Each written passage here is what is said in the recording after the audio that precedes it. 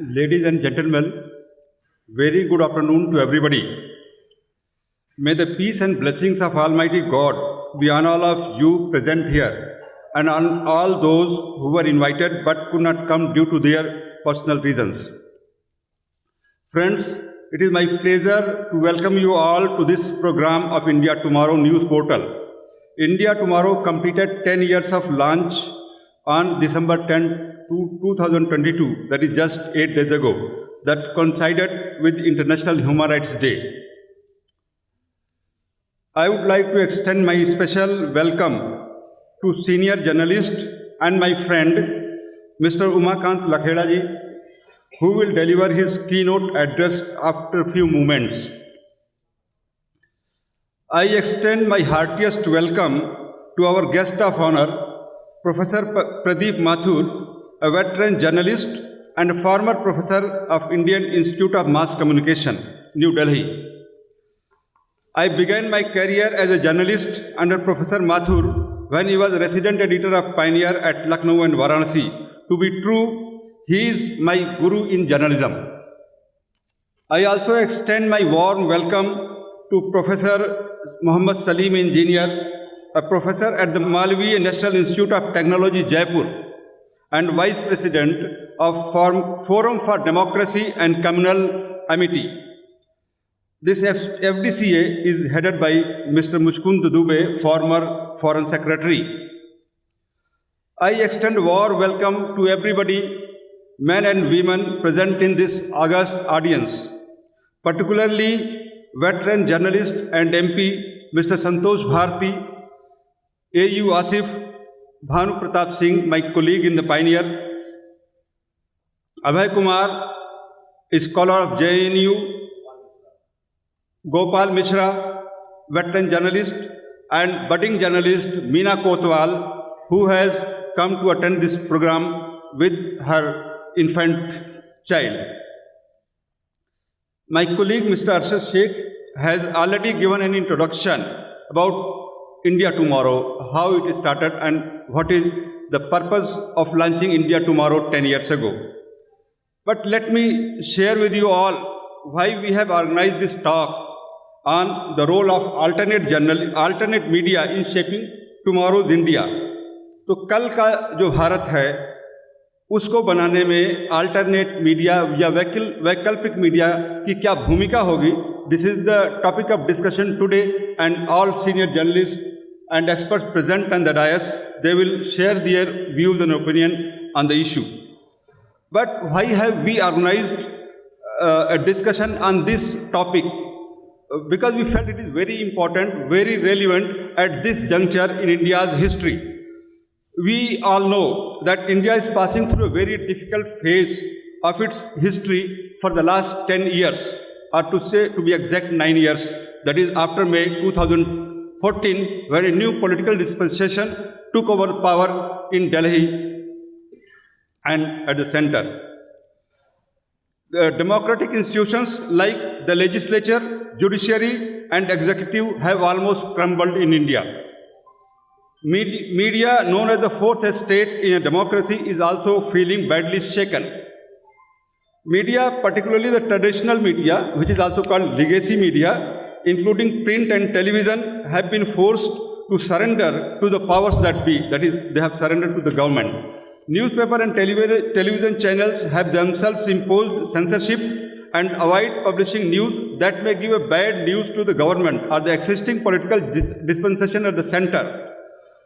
The media houses that refuse to follow the line of the government face harassment, intimidation, and takeover by corporate houses favored by the establishment, that is the government. The best example is that of NDTV. Many well-known TV anchors and editors who showed courage to remain independent either had to resign or were sacked by their managements under political pressure. Hundreds of journalists all over India have been beaten up and arrested on charges ranging from terrorism to money laundering for criticizing the government in the last 9 years. Siddiq Kappan, a Malayali language journalist, is languishing in UP jail for more than 2 years. I would like to inform that Mr. Lakhela is among those who are fighting his case. This assault on media is happening when there is no declared emergency or official censorship imposed on the country. It is for the first time in India's democratic history that media access to parliament has been restricted to curb the flow of news and information considered against the government. Mr. Lakhela may throw more light about journalists' entry in parliament in his speech.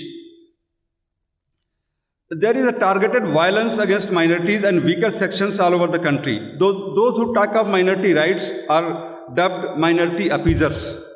People who muster the courage to criticize the ruling party, leaders and governments are victimized irrespective of their faith or political ideologies. The entire narrative of the debate about minorities have been made Pakistan-centric, a very dangerous thing. A clear effort is being made to identify Muslim minorities with Pakistan, which will create a very hostile atmosphere against Muslims scattered all over India, in every village and city. This may facilitate genocide against Muslims. The communal divide is being deliberately encouraged to win elections and perpetuate power. And we have seen in recent Gujarat elections how a very senior minister at the center polarized the voters by raising the issue of 2002, of which they feel proud of, in which 2,000 people were killed, including Muslims and Hindus. The loyalties of Muslims to the nation are also being questioned. But the fact is that Muslims present lies in India, and the future of coming generation of Muslims also lay in India, not outside India. But the media don't cover them and don't conduct debate on them under political pressure. Instead, discussions and debates are held on non-issues that have no relevance to core issues facing the country. And core issues are employment, inflation, law and order, commercialization of education, and lack of health facilities, etc. Traditional or mainstream media in India seems to have given up its role of raising people's issues and instead are showering praises on those in power at the center and in states. To sum up, India's democracy is in severe crisis today. The media, which played the role of people's watchdog and was an important pillar of democracy, is also badly crumbling. In such a situation, the only ray of hope for the people to know the truth about what is happening in the country is now restricted to non-traditional media like internet-based YouTube channels and news portals and websites. It is to these media we call alternate media or new media that has emerged due to internet. So far, this alternate media, YouTube channels and portals, they are not under the direct control of the government. So some of these media platforms are really doing a wonderful job of disseminating correct information. Had these media platforms not been available, we may not have known the inside stories about those controlling the reins of power in the country. So in this media talk, we will discuss what role the alternate media can play in restoring democracy of yesteryears. 10 साल के पहले जो democracy प्रजातंत्र था उसको वापस लाने में what role alternate media can play. Democracy of the days of Mahatma Gandhi, Jawaharlal Nehru, Sardar Vallabhbhai Patel and Maulana Abul Kalam Azad. A democracy in which people of all faiths can live in peace and harmony without fear from any quarter and contribute in a positive manner to the growth and development of India. I will share just an anecdote. In fact, on Friday evening, just 2 days ago, I was sitting with Indian Express editor, Unni Rajan Shankar, in his office. In fact, I had gone there to invite him and give my invitation card to him. So he asked me, Khalik bhai, what do you mean by tomorrow's India? Kal ke Bharat ka kya matlab aap samajhte hai kya? So, in fact, there were 2 photographs in his office. One in front of me and another behind me. So, and the first photograph that was in front of me, it showed Pandit Nehru addressing a gathering with Jama Masjid in the background. The second picture showed two topi-clad Muslims sitting on the ghats of Ganga river in Varanasi. So I told Unni, ki boss, I want this India. Multicultural India, an India in which people of all faiths feel secure and can coexist. I want India of the days of Nehru and Mahatma Gandhi and Maulana Azad. I want yesterday's India. I don't want today's India. So what is India tomorrow doing? In fact, we are looking for that India of the yesteryears.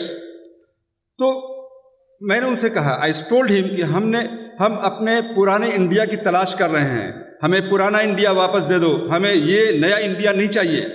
So our discussions ended on this note. So it is for this purpose that we have organized this talk, how we can restore democracy in India that was there in our country 10 years ago. So once again, I welcome you all to this program, and now our experts will talk on this issue. So thank you very much for coming to our program. Thanks.